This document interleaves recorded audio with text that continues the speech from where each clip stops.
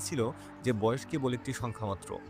বন্ধুরা, বলছিলাম এক হার না মানা যোদ্ধার কথা, যার নাম কিলিয়ান এমবাপ্পে।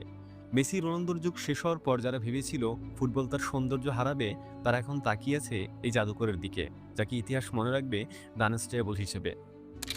তবে অনেকের মনেই প্রশ্ন জাগে যে কিভাবে একজন সাধারণ ছেলে নিজের স্বপ্ন আর পরিশ্রমকে পুঁজি করে পৌঁছে গেল সফলতার সর্বোচ্চ শিখরে।